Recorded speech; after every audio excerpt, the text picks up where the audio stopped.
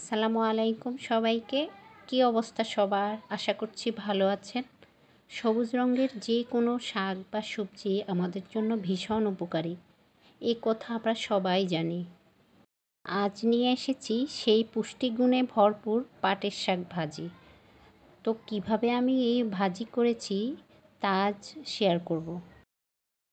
আমি এখানে এক আঁটি পাটের শাক নিয়েছি। এগুলো সবগুলো পাতাটা ডগা থেকে ছাড়িয়ে নেব।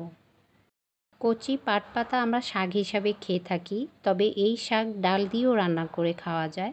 তবে শাক ভাজিটা সবচেয়ে বেশি মজার হয়ে থাকে। আজ এই পাটের শাক ভাজিটাই করে দেখাবো। এই শাক কিন্তু আমাদের হাড়কে শক্ত রাখে, কারণ এতে প্রচুর পরিমাণ ক্যালসিয়াম ও ম্যাগনেসিয়াম রয়েছে। তবে যাদের অ্যালার্জি আছে তারা কিন্তু একটু এড়িয়ে চলতে হবে। আমি সবগুলো শাক কেটে নিয়ে এগুলো ভালোভাবে ধুয়ে পানি ছেঁকে নিয়েছি। এখন আমি বসিয়ে দিয়েছি, একটু লবণ দিয়ে জাস্ট বসিয়ে দিয়েছি। শাক থেকে কিন্তু প্রচুর পরিমাণে পানি বের হয়, ওই পানিটা ভালোভাবে শুকিয়ে নেব। এই শাকে কিন্তু প্রচুর পরিমাণে ভিটামিন সি রয়েছে, যা আমাদের স্বাস্থ্যের জন্য অনেক উপকারী। তাই প্রতিদিনের খাবারের তালিকায় যদি আমরা পাটের শাকটাও রাখি, তাহলে কিন্তু আমাদের স্বাস্থ্যর দিক থেকে অনেক ভালো হবে। তো এখন আমার পাটের শাকটা ভালোভাবে শুকিয়ে গেছে। এখন আমি মরিচ ভেজে নিয়েছি, তেলের মধ্যে মরিচটা ভেজে নিয়ে, কারণ যে কোনো শাকের সাথে কিন্তু একটু মরিচ মেখে খেলে কিন্তু অনেকটা টেস্ট লাগে। তো আমার মরিচটা ভাজা হয়ে গিয়েছে। এখন আমি রসুন ভেজে নিচ্ছি। আমি এখানে একটি পরিমাণ রসুন দিয়েছি।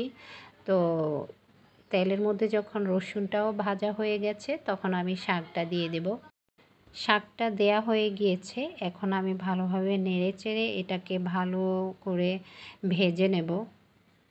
পাটের শাক কিন্তু একটু আঠালো হয়ে থাকে, তো সেক্ষেত্রে যখন আঠালো ভাবটা এসে যায়, তো ভালোভাবে নাড়তে হবে। আর হচ্ছে একেবারেই পানি শুকিয়ে গেলে ঝরঝরা ভাবটা এসে যাবে, তো সেই পর্যন্ত আমাকে নাড়াচাড়া করতে। আমার পাটের শাক ভাজি করা শেষ হয়ে গিয়েছে, সাথে মরিচ ভাজা।